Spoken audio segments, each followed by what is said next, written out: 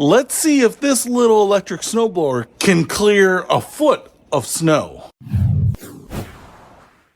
What's happening, Panda Nation? Peter Von Panda here. I'm out with my little electric Toro snowblower. I really like this thing. I just feel like it is the right balance of size and power and convenience. And I've had the gas snowblowers before. In fact, had one of the really big ones, but I switched it over to this Power Clear E21 SP. I don't actually know if they make this one anymore. I got it a couple years ago, but this is their 60 volt lithium here, and I use the two big batteries. It'll actually run on any of their batteries, but you can see their adjustable handle here for throw, and you just turn it like this.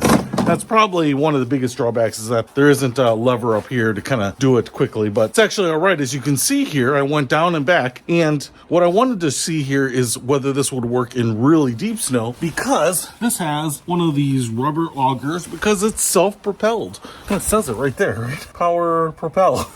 And that's kind of the nature of the rubber ones. They go all the way down to the ground, and then they kind of catch the ground a little bit, but because they're not rubber, you don't have steel augers chewing up your asphalt or your concrete. And they create a really nice cut here. Now, what I want to show you is how deep this is.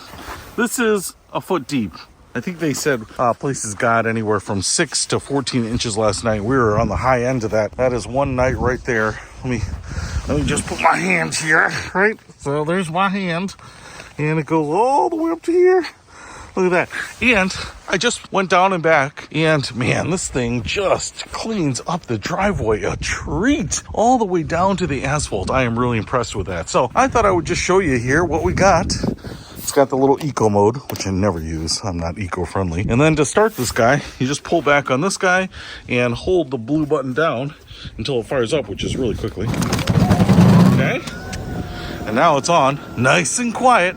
Let's take her for a spin and see how she does. You can see how big it is right down there.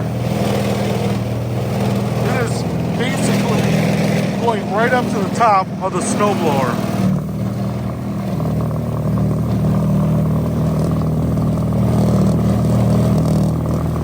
Woo-wee! Look at that.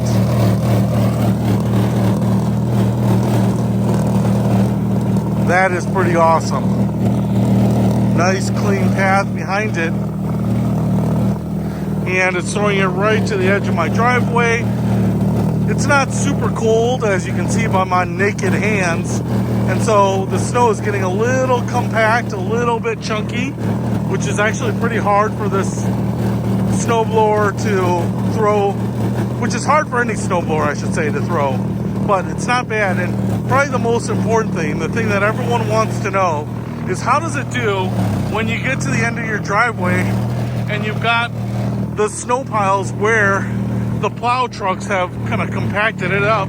And as you can see here, you got to give it a little push, but it just went right through that. It just went right through that. That's the snowplow remnants right there. So, man, I'm really impressed with this thing.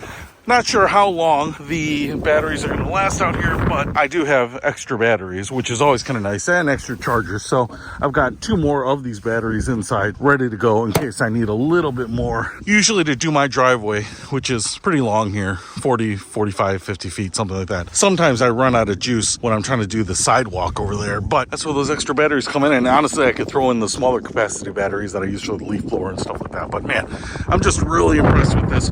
So basically, the big thing about the electric is that it's so simple to use. I just showed you that it's basically a lever and a button. That's it. And what I hated about my gas-powered snowblowers the most was that by the time winter came around, I didn't remember how to start it. I know that sounds kind of dumb, but it was always like move the lever to choke on, then prime the bulb until you see some of the gas there, and then pull the cord, and then as soon as it starts to come to life, then you move the lever to run or something like that. Anyway, it was just this big long process, and you know, you don't have to deal with any of that. I don't have to worry about, is it fresh gas? Did I stabilize it? Is there any gas left? It's just simple because it's electric, and that's what's probably best about this thing, and that's what makes it so easy to use. I love it. I know I'm going to sound a little bit fanboyish here, but I love these Toro products. And man, I just love being able to have the standard set of batteries for all my Toro appliances. It's pretty sweet. Woo!